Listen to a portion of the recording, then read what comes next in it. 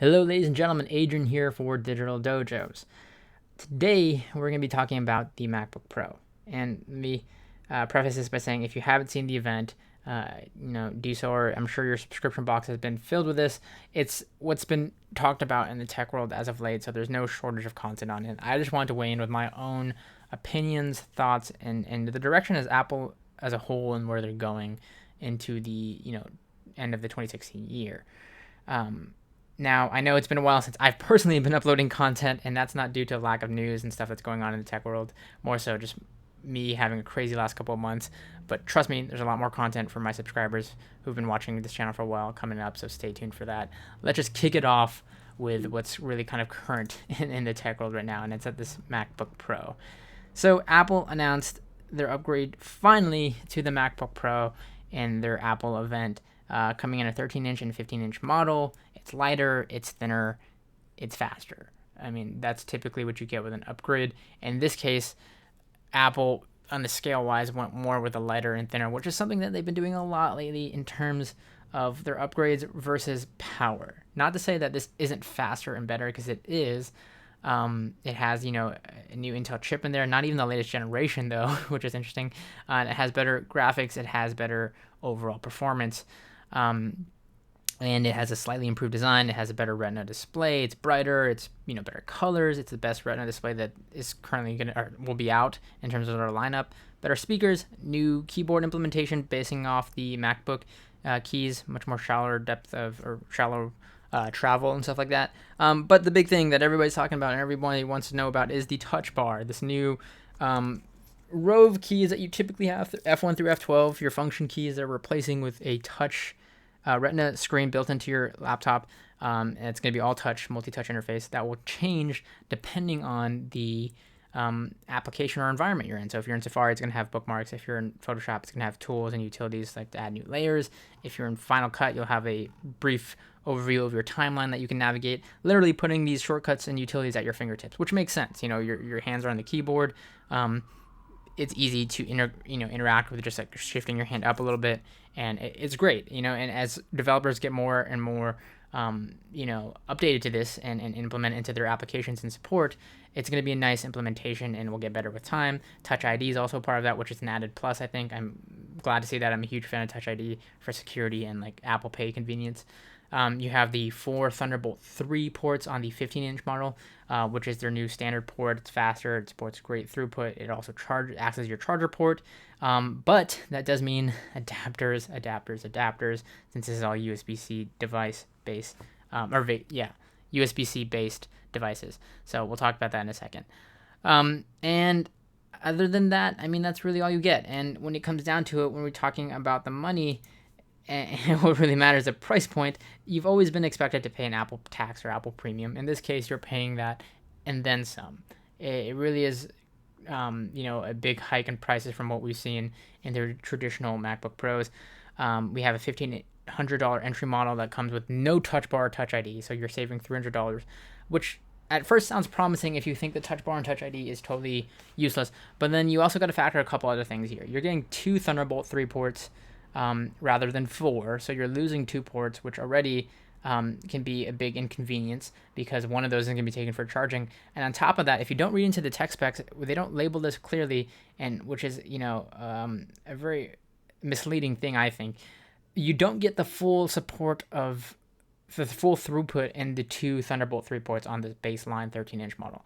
So it's not supporting the full 3.1 USB 3.1 speeds and all that, which may not matter for some people, but granted that you're only going to have 2 ports, you will probably want to have the best output possible, and you're not getting that on the baseline 13-inch model. So this was supposed to be the model that was allowing for people who were interested in MacBook Airs to have an entry-level MacBook Pro, because I think they're going to be phasing out the Air line in terms, it's going to just be the MacBook and MacBook Pro now.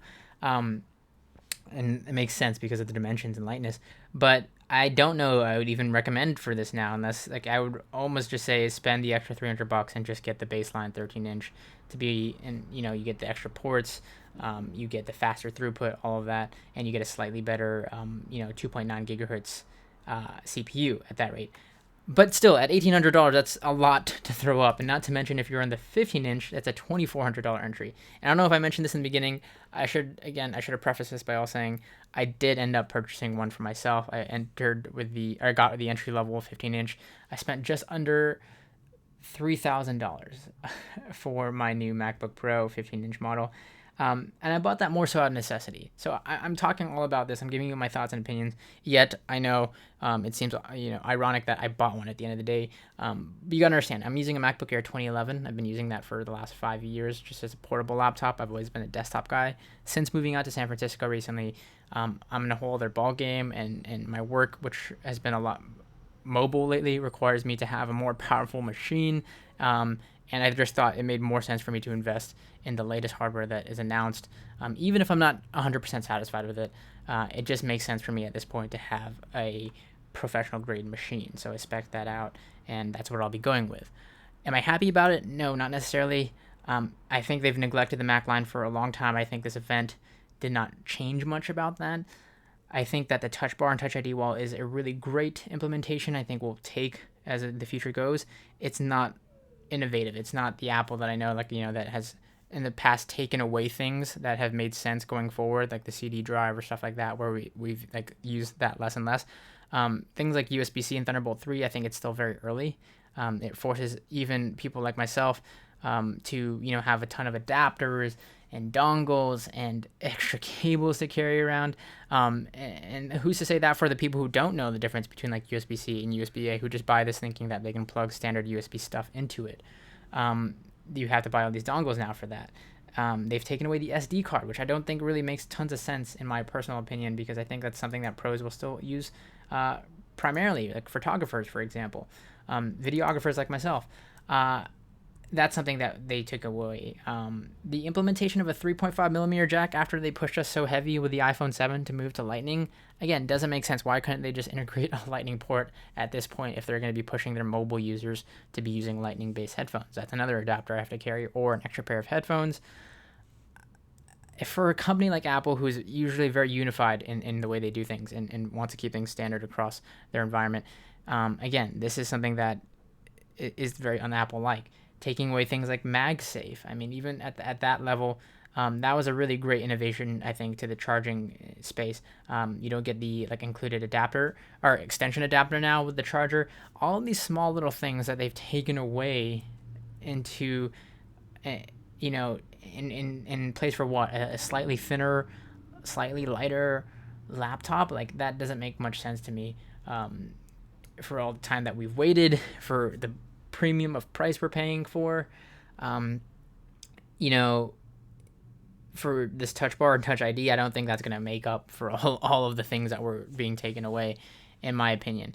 I mean, if you look at Surface Studio, what Microsoft recently released, now, in honesty, this isn't a fair comparison because it's not a portable, but if you just look at the technology they implemented into this, and granted that it's about the same price I'm paying for my MacBook,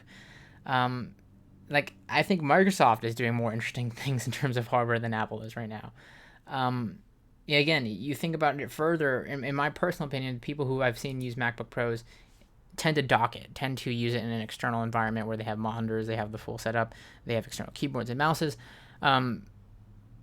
That kind of negates the big selling point of the Touch Bar or the Touch ID. Like, if it's going to be something that's out of the way, some people aren't even going to be using the Touch Bar and Touch ID unless they're using it just 100% portable as a laptop, which, granted, there will be people who do that, but again, for a device like this where Apple should know people are going to be using this in a desktop environment, and that's another thing they took away, the HDMI port, so there's another adapter you need to buy.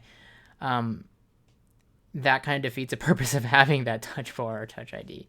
Again, there's just a lot of scenarios like that really don't add up, in my opinion. I think Apple really dropped the ball in this event. In terms of that, just the whole lineup as a whole has been really neglected.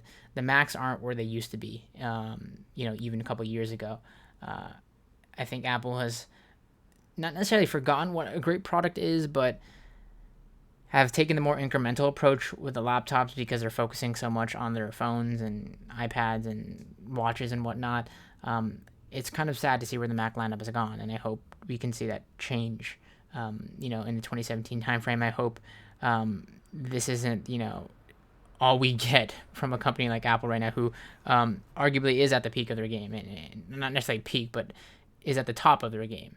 And I know that's hard to keep on innovating, keep on iterating when you're at the top. But again, I just am really disappointed with this event. I will be getting the laptop out of pure necessity for my own needs and work environment. But I'm excited to get a new MacBook. I'm not necessarily excited about the new MacBook Pro, if that makes any sense at all. Anyways, love to hear your guys' thoughts, opinions. Leave it down in the comments below. Like the video if you enjoyed it, and subscribe if you're not subscribed for more content. And as always, ladies and gentlemen, thanks a lot for watching.